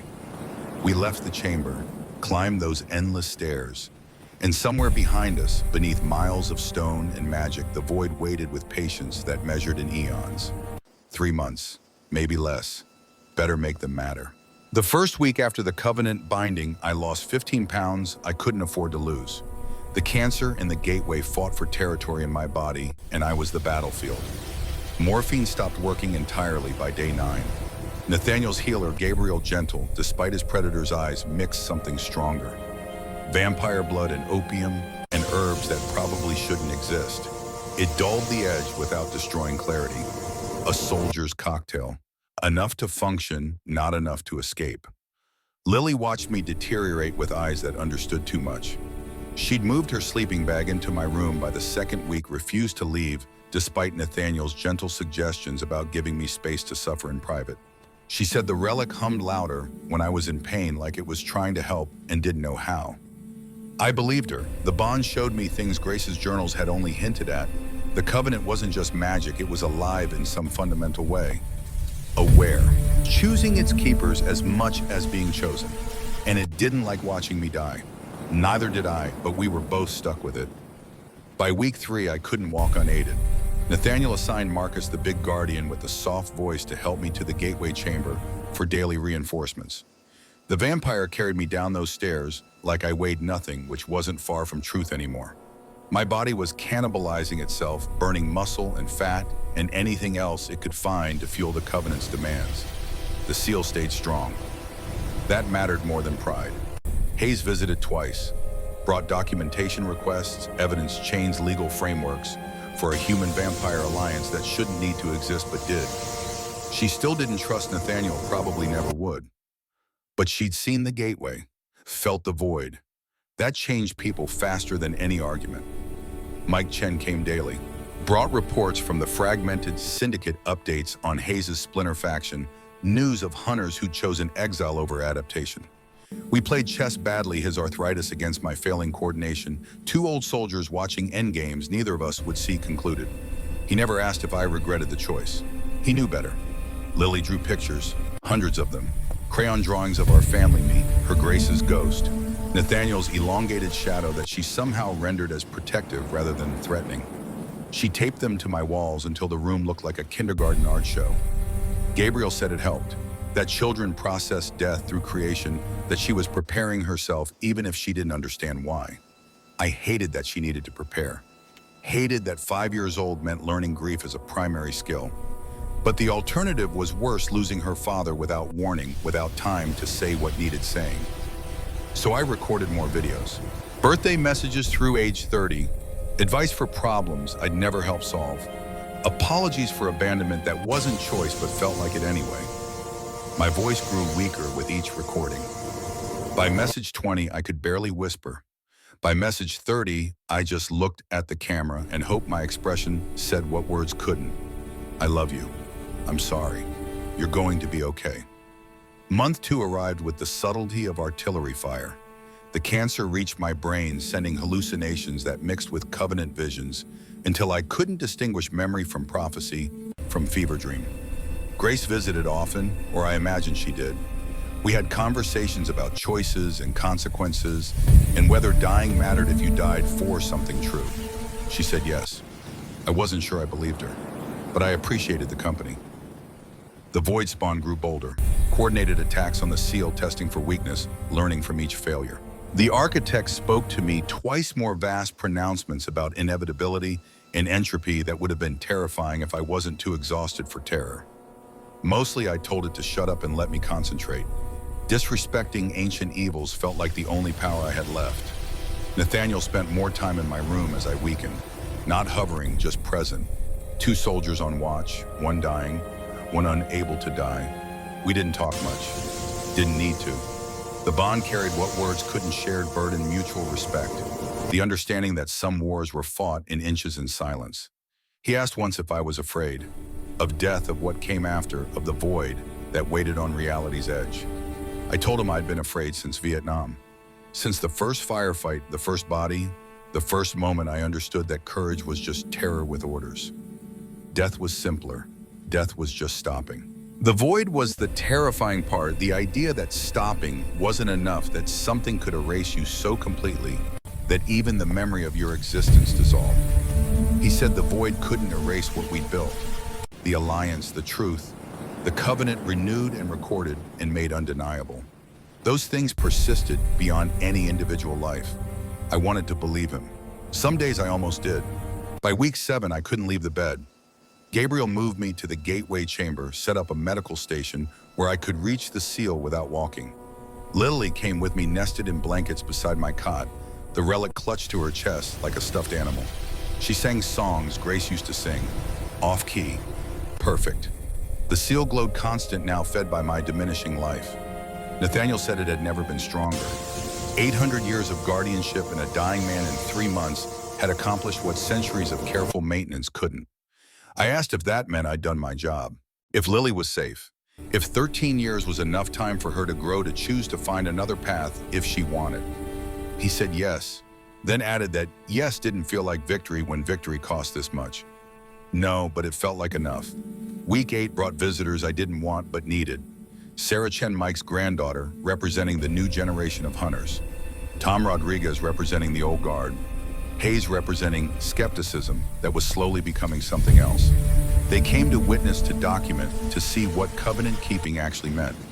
They saw me, skeletal, barely conscious, hooked to IVs that didn't help but made Gabriel feel useful. And they saw the seal blazing stable, holding back an infinite hunger with nothing but a dying man's will. Hayes left without speaking. I'd like to think something in her hardened certainty cracked that day, but maybe that's just what I wanted to believe. Sarah stayed longer.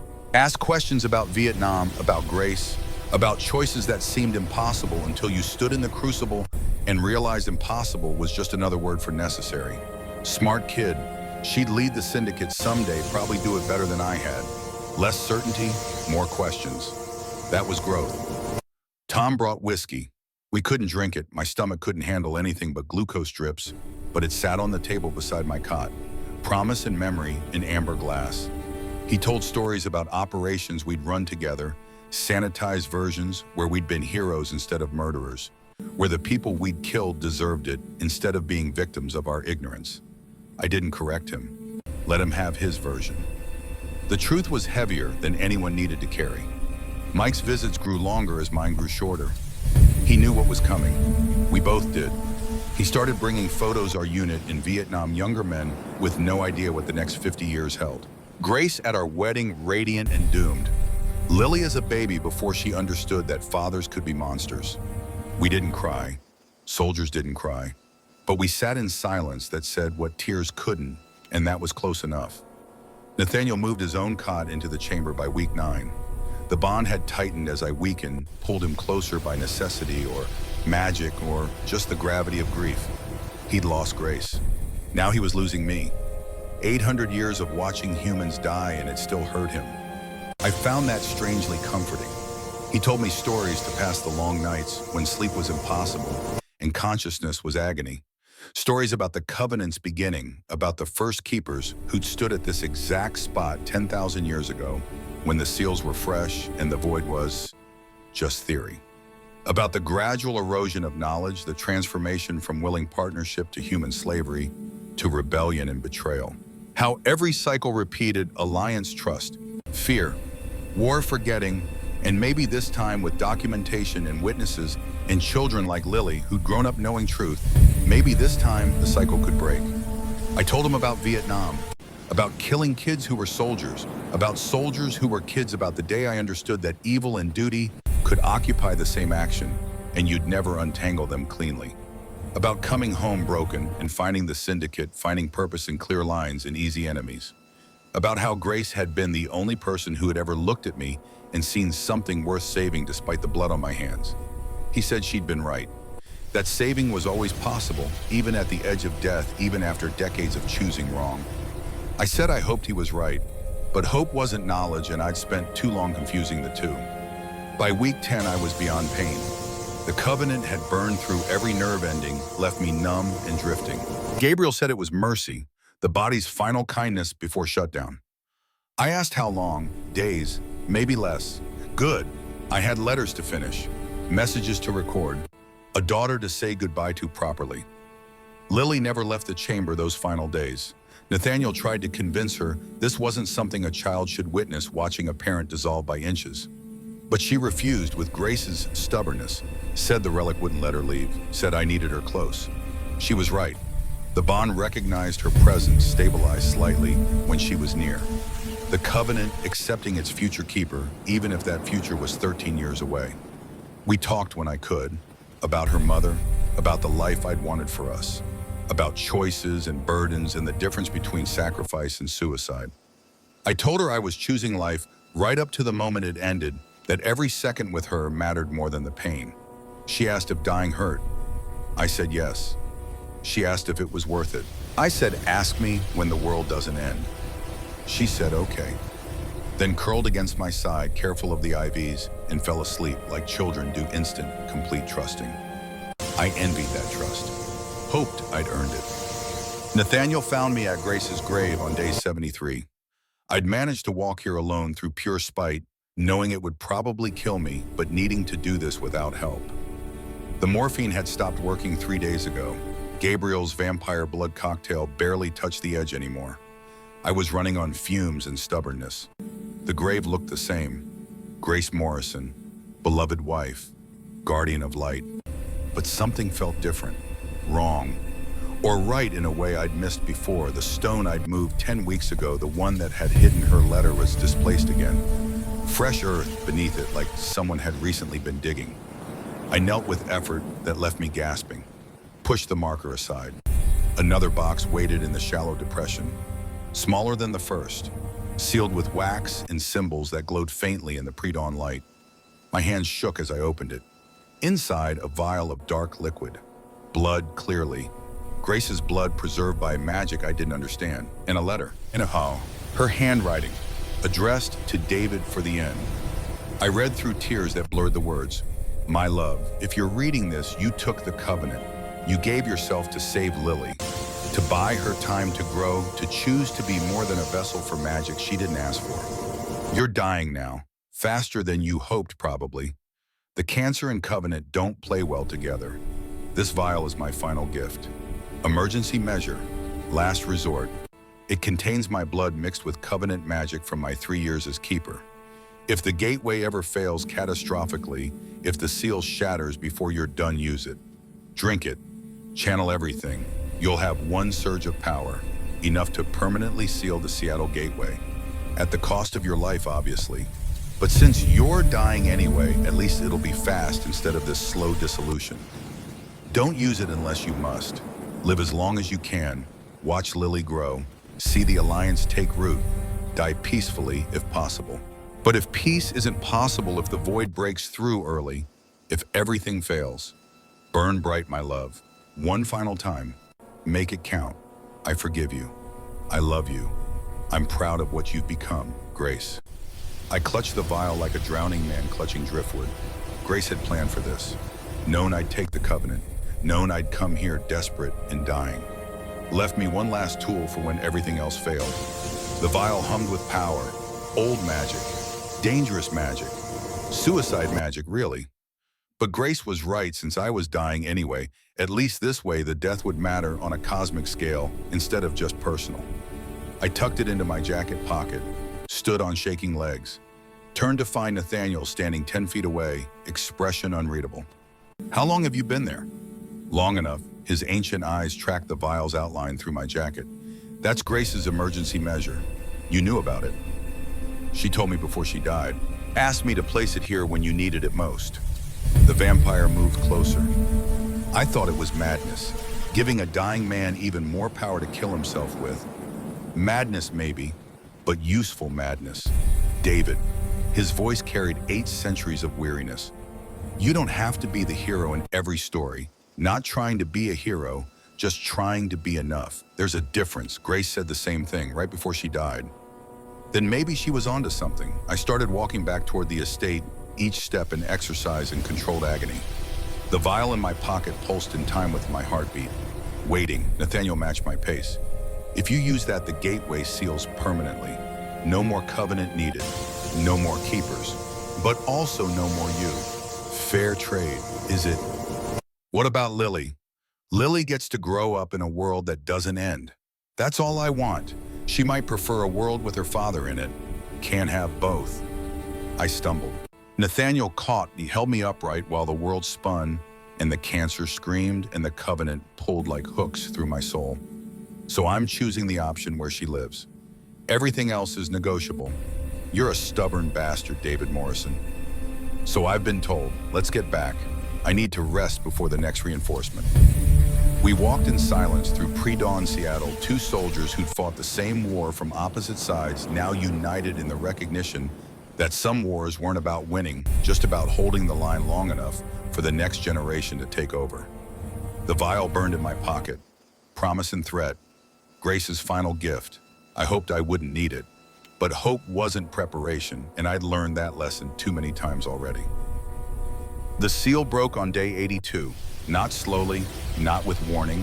One moment stable, the next moment shattering like glass under artillery fire.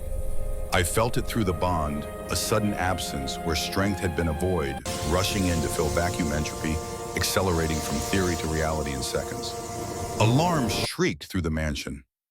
Nathaniel materialized beside my cot in the gateway chamber, moving with speed that blurred reality.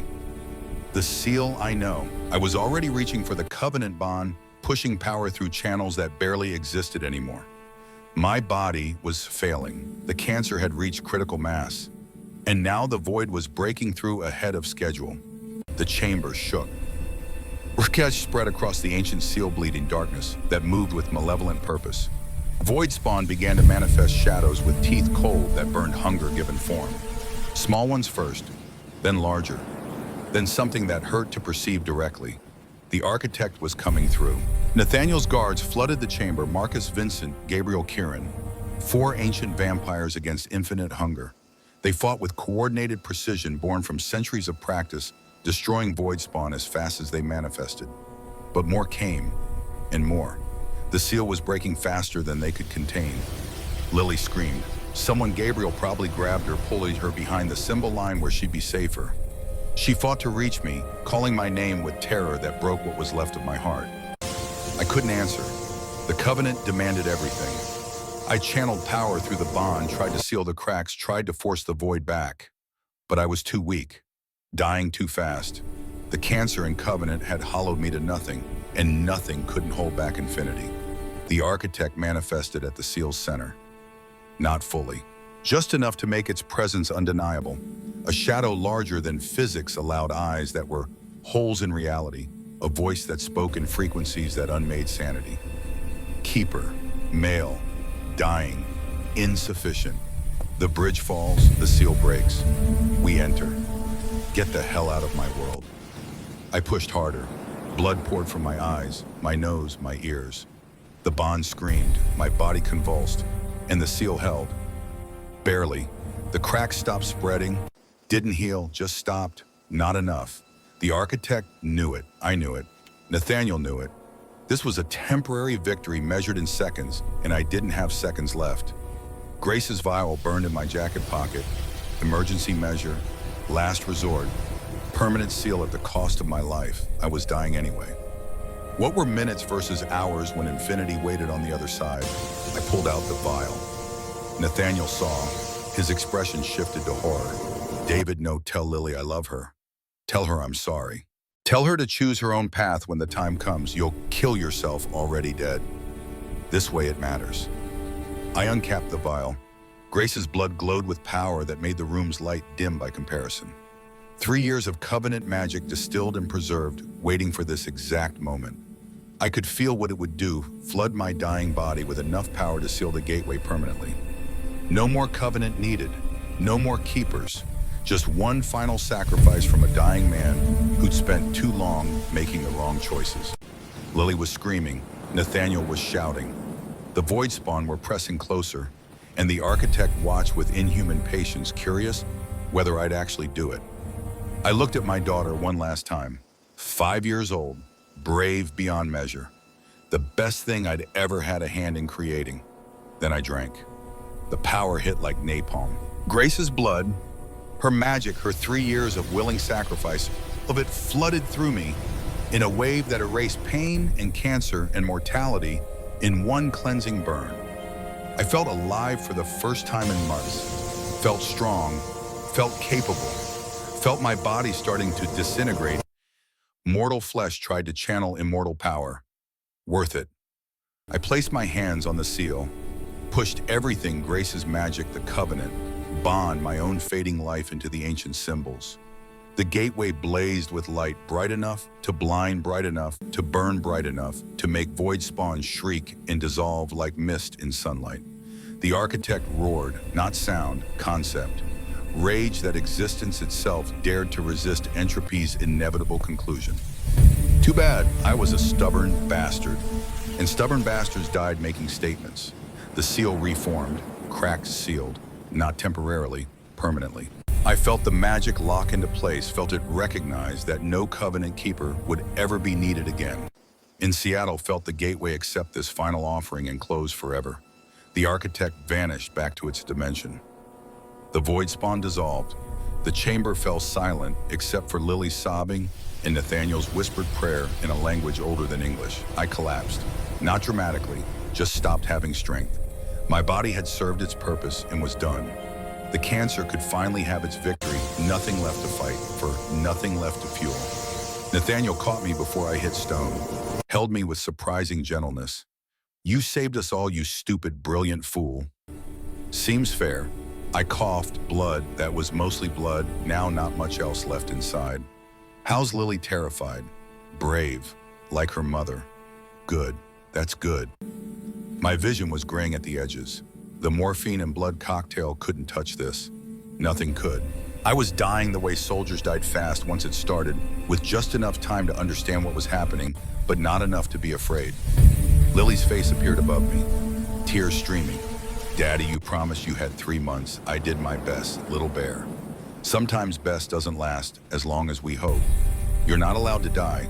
Everyone dies, baby. But I died making sure you don't have to carry this burden. That's enough.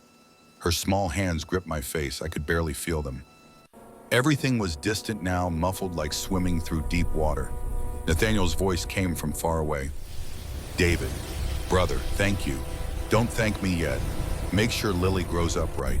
Make sure the alliance holds. Make sure my death meant something. It meant everything. Good. That's good enough. The chamber was fading, or I was fading from the chamber. Hard to tell the difference. Mike Chen was there suddenly or had been there all along. And Tom Rodriguez. And Hayes, her professional mask, finally cracked, showing grief underneath. The whole damn syndicate had come to watch me die. Witnesses, documentation, proof that covenant keeping was real, was sacrifice, was worth honoring. Gabriel checked my pulse with vampire senses that knew death intimately. Minutes, maybe less. I used one of those minutes to look at Lily one more time, memorize her face. 5 years old, brave, alive, growing up in a world I'd helped save. The other minutes I spent with Grace. She was there at the end, maybe real, maybe hallucination, maybe both, sitting beside me like we were back in our kitchen 20 years ago before vampires and covenants and choices that destroyed everything. She said I'd done well, said she was proud, said Lily would be okay because I'd given her time and choice and freedom from burdens no child should carry. I said I was sorry for killing her, for taking 6 months to understand what she'd known immediately, for dying before I could make it right. She said I'd made it right, that the covenant renewed and the seal permanent and the alliance forged was writing enough for anyone. I said I loved her. She said she knew. Then she was gone, or I was gone. Hard to tell. Everything was distant now, just voices and light and the feeling of fading into something that might be void, or might be peace, or might be both. Nathaniel's voice was the last thing I heard.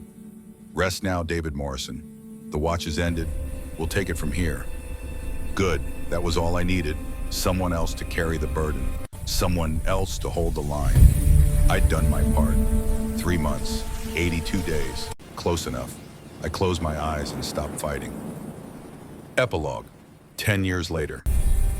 Lily Morrison walked through Seattle National Cemetery with the confidence of someone who'd grown up knowing exactly what she was meant to do. 16 years old, straight-backed, eyes that still carried that unsettling blue glow from the relics she'd bonded with at age 8, when the choice had been hers to make and she'd chosen to honor her parents' legacy. The Morrison-Blackwood Alliance had built her father a proper memorial. Not just a headstone, but a statue, David Morrison, in his final moment, hands on the gateway seal light pouring from his eyes as dying to save a world that barely knew his name. Inscription beneath, he fought the wrong war for 40 years, then gave his life, fighting the right one. Every November 7th, the anniversary of his death, the Alliance held ceremonies. Hunters and vampires standing together, honoring the man who'd bridged the gap between them. It should have felt strange. 10 years ago, it would have been impossible. Now it was just normal. Lily placed flowers at the base of the statue, lilies, naturally Grace's favorite, and sat on the bench someone had installed for vigils. Her phone buzzed. Message from Nathaniel Council meeting in 1 hour. The Tokyo situation has deteriorated, she typed back. On my way, just saying goodbye first. The Tokyo Gateway, one of the 5 remaining seals. It had been weakening for months despite the Keeper's efforts, and yesterday's reports suggested critical failure within weeks. The Tokyo Covenant Keeper, an elderly woman named Yuki Tanaka, was dying of natural causes with no clear successor identified. History repeating. The cycle Lily's father had tried to break. But this time was different. This time they had infrastructure. The Morrison-Blackwood Alliance had spent 10 years building networks training keepers from multiple families, creating redundancies, so no single death meant catastrophic failure. They had Sarah Chen leading operations with Mike's tactical brilliance and her own innovative strategies. They had Hayes running oversight, her skepticism transformed into quality control that kept everyone honest. They had Tom Rodriguez teaching new recruits that asking questions was stronger than blind certainty. And they had Lily, youngest Covenant Keeper in recorded history, bonded to the relic at 8 when she decided that honoring her parents meant choosing their path consciously. Trained by Nathaniel and the Guardians, educated by Gabriel in ancient lore, hardened by Vincent's strategic thinking, humanized by Kieran's quiet wisdom. She carried her father's determination and her mother's clarity. The best of both, tempered by choice rather than forced necessity. A shadow fell across the bench, Nathaniel moving with the silence that still startled despite 10 years of familiarity. The ancient vampire had aged somehow, not physically, but spiritually. David's death had marked him in ways 8 centuries hadn't managed. Time to go soon. Lily stood touched the statue one more time. Daddy, I'm going to Tokyo next week to help stabilize their gateway before Keeper Tanaka passes.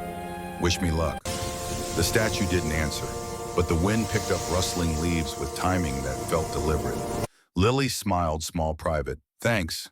She turned to Nathaniel. The Tokyo situation, how bad, really bad enough that you're our best option? The vampire's expression was grim. Tanaka has days. Her family fractured years ago, no clear successor. The seal is cracking. Void spawn have already started manifesting in isolated incidents. The Japanese government is barely containing. So we're looking at Seattle version 2. Worse, Tokyo is larger, denser. If that gateway fails fully, we're talking millions dead before we can evacuate. Then we don't let it fail. Lily started walking toward the cemetery entrance where their car waited. What's the plan? You travel to Tokyo, assess the situation, work with Tanaka to identify potential keepers. If necessary, I take temporary covenant there while we find permanent solutions. Lily's voice was steady, like her father's had been at the end. I can hold 2 gateways for a while. It will kill you eventually, but eventually, as measured in years and years, is enough time to train proper successors. She glanced back at her father's statue one more time. He bought me 13 years with 3 months of suffering. I can buy Tokyo successors a few years with manageable burden sharing. You're 16. You should be worried about school and friends and normal teenage concerns. I'm a covenant keeper. Normal stopped being an option when I was 5. They reached the car. Nathaniel opened her door with old-fashioned courtesy that she'd stopped arguing about years ago. Before she got in, he gripped her shoulder, gentle but firm. David would be proud of you. David would tell me I'm an idiot for volunteering. Lily's smile was sad, but he'd understand. Someone has to hold the line. Just promise me you won't make his mistakes. Don't sacrifice yourself unnecessarily. Don't martyr yourself for people who might not appreciate it. Stay alive, Lily. The Alliance needs you. The world needs the Alliance more than it needs me. She got in the car. But I'll be careful. Promise. They drove through Seattle in comfortable silence, city lights reflecting off rain-slicked streets. The emergency council meeting would discuss Tokyo operations, resource allocation, diplomatic approaches to the Japanese government.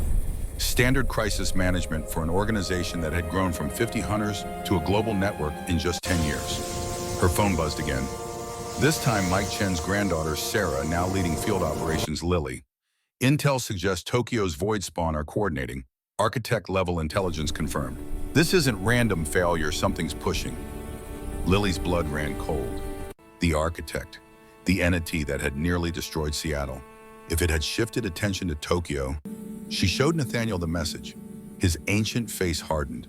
If the architect is actively targeting Tokyo, our timeline just collapsed. Days, not weeks. Then we leave tonight. Lily was already typing responses, coordinating logistics. Alert the team. Full deployment. I'll need Gabriel for healing support, Vincent for tacticals here and for reconnaissance. And me. Nathaniel's voice was quiet. You hold Seattle. If Tokyo falls and I don't come back, this gateway needs its guardian. No arguments. For a long moment, she thought he'd argue anyway. Then he nodded once sharp and military. As you say, Keeper. They pulled into the Alliance headquarters, the old Syndicate warehouse transformed and expanded into a legitimate organization. Hunters and vampires moved through corridors with practiced ease. The strangeness of their cooperation normalized by a decade of shared purpose. The council room was packed. Sarah had already started the briefing wall screens showing Tokyo gateway readings, void manifestation reports, Keeper Tanaka's declining health metrics. 50 faces turned as Lily entered, human and vampire, both young and old, unified by understanding that this room represented humanity's best hope against infinite hunger. Hayes stood at the front, older but no less sharp. Morrison, glad you're here. We have a situation. I heard. Lily moved to the head table, pulled up her own files. Tokyo Gateway critical. Architect level involvement. Keeper Tanaka dying. We deploy tonight, stabilize the seal, identify successors. Standard emergency protocol. Nothing about this is standard. Hayes gestured to satellite imagery showing dark spots over Tokyo void manifestations captured by equipment that shouldn't be able to photograph non-physical entities. The architect isn't just pushing, it's learning, adapting. Every gateway it tests, it gets smarter about exploiting weaknesses. Then we adapt faster. Lily looked around the room. My father died, sealing Seattle permanently. We can't do that in Tokyo. The ritual requires keeper sacrifice, and Tanaka is too weak. But we can stabilize long enough to train new keepers. Buy time, hold the line. For how long? Tom Rodriguez, gray-haired and nearing 80, asked the question everyone was thinking. As long as it takes, Lily met his eyes. We're fighting entropy. Entropy doesn't stop. Neither do we.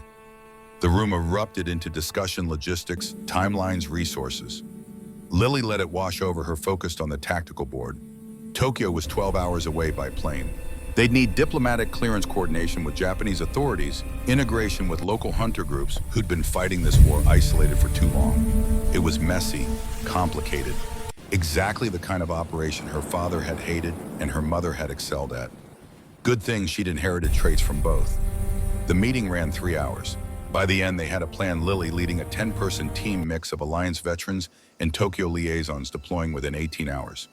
Gabriel's medical expertise, Vincent's tactical coordination, Kieran's reconnaissance, Sarah's operational command from Seattle headquarters, Hayes providing governmental liaison, Tom advising on Covenant protocols. Everyone had a role. Everyone understood the stakes. As the room cleared, Nathaniel pulled Lily aside. Private word, they stepped into a quiet quarter. The ancient vampire looked older than she'd ever seen him, burden showing through the immortal facade. If you die in Tokyo, I won't. If you die, the Seattle Gateway loses its keeper. The bond we share through your covenant will transfer to whoever I designate before I go. Lily's voice was gentler than her words. Nathaniel, I've planned for this. I'm not my father charging in on spite and stubbornness. I'm my mother, careful, prepared, covered from every angle. Grace died anyway.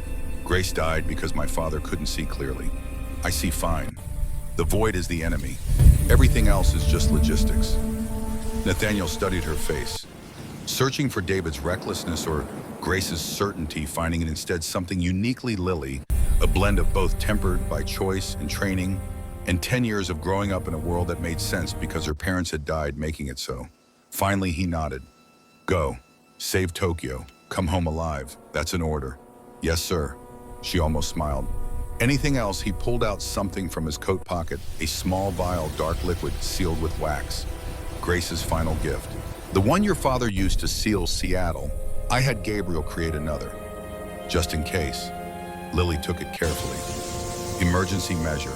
Last resort. Permanent seal at the cost of my life. Only if you have no other options. And Lily having other options is always better than dying heroically. I know.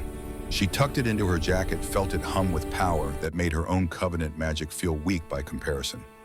But if Tokyo's choice is gateway failure or my death, the choice is obvious. To you, not to those who love you. Then they'll understand why I chose what I chose. Same as I understood Daddy's choice. She started to walk away. Nathaniel called after her, Lily. Your father's last words were about making sure you had a choice. Don't throw that choice away lightly. She looked back, smiled sad but certain. Daddy gave me 13 years to choose. I chose this. That's not throwing anything away. That's honoring everything he gave me. Then she was gone, heading to pack for a trip that might be one way to fight a war that never ended, to hold a line that stretched across continents and centuries. Nathaniel watched her go, whispered to the empty corridor. She's so much like you both, Grace. David, I hope that's enough. Somewhere in the world, 5 gateways held against infinite hunger. Somewhere, young keepers trained to carry burdens their ancestors had forgotten. Somewhere, the cycle was finally breaking, not because one man or woman sacrificed themselves, but because enough people chose to share the weight. David Morrison had died buying his daughter time to choose. Lily Morrison had chosen to make sure others had the same gift. That was legacy. That was covenant. That was the bridge between darkness and light, held by ordinary people doing extraordinary things. The watch continued. The guardians remained vigilant. And somewhere in Seattle National Cemetery, a statue stood witness, silent, eternal. honoring the dying man who'd learned to fight the right war at the very end. His words carved in stone, better late than never.